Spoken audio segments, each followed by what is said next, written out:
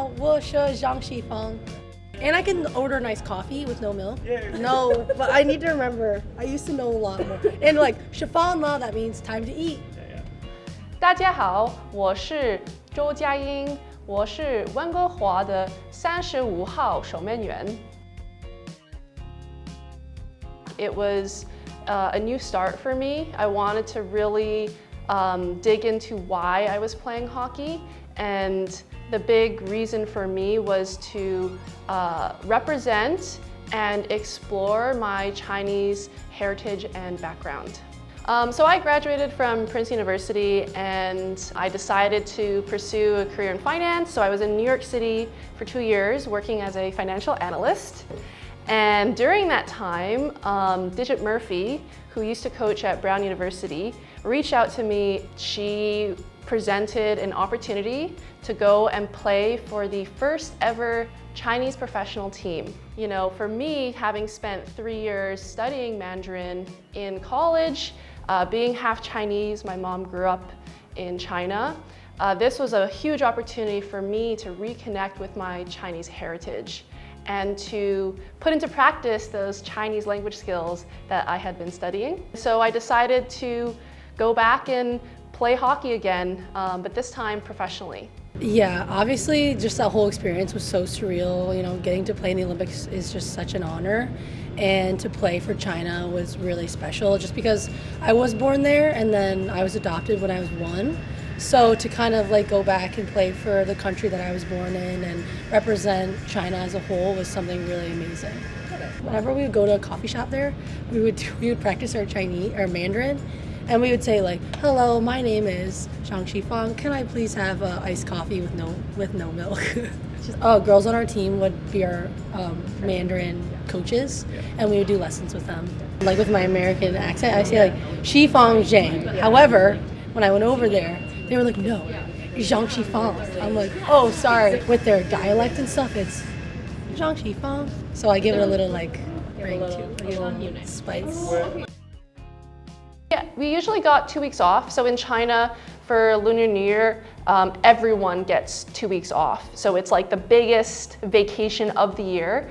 And it's kind of funny because it's almost like a huge migration where everyone at the same time is going on vacation somewhere. They would go to places like Thailand or Vietnam or even like the Philippines. Like nowadays, now that people are more affluent in China, they will usually travel for Chinese New Year. I know that like there's a lot of traditions that are kind of coming back to basically welcome in the new year and to bring good luck to you and your family. So it's all about the good luck and, you know, getting rid of the bad luck, bringing the good luck, and sometimes they'll have like things too with, there's always like the money god. It's like, bring us more money. So yeah, I think, yeah, Lunar New Year is always a fun time. So the way that I would celebrate Chinese Lunar New Year was my dad would always come home with one of those red envelopes with one of the like little coins in it, and I like would collect them, and we would have like a special dinner for that night. So yeah, it's something that I really looked forward to growing up. Oh yes, the red envelopes. That's a fun tradition. It's usually like from the elders in the family to the younger. So now that I'm getting older, now it's like, oh no, no more red envelopes. Now I have to give them out, you know, so. One thing I loved about Chinese culture is the food. The food is unreal, and I love spice. But I thought I loved spice, but then when I went over there, the girls were just throwing chili oil and like mounds of it. And I thought I liked spice, and that was an eye-opener for me. But anyways, the hot pot, I love hot pot. I like experienced it for the first time when I was over there. But now that I'm in Vancouver, I was talking to some of the girls, and there's like a million. So I gotta go to a couple of those places. Favorite Chinese dish, I think would have to be the fried soup dumplings. So they're called shengqianbao. You know what I'm talking about? So they have the pan and they like put some oil in it, forget about the oil, and then they put the buns in. So they're like this big and they just leave them and they fry and have this like golden bottom. But there's like soup in it, just like the normal steam soup dumplings, but they're bigger and it's just so delicious, but you always burn your mouth because you can't wait. And it's so hot, but you're just like, it's so good, I have to eat it right now. Yeah, I think that was really special just to be able to play hockey for Team China, just because it is like a growing sport, and there's not a lot of role models that kids can look up to for players that are from China or representing China. So I think that was something really special. And yeah, the game's just growing over there. There's a lot more girls playing, boys playing. So I think in the next few years, like, they're really going to be just a really good team. So yeah.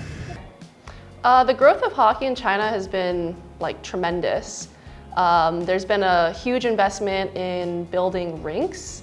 So I don't know the exact numbers, but they literally built like over 100 rinks in the years leading up to the Beijing Olympics. So there's way more opportunities for kids in China now to play winter sports and hockey specifically. And I know Beijing, they have a lot of minor hockey associations / academies that are developing now. So there's a growing pipeline, and there's even some young prospects now that are coming through that are maybe coming to North America to continue pursuing competitive play. So it's great to see that there's a growth in the sport, and that with China being as big as it is as a country, that this is really going to make hockey a global international sport.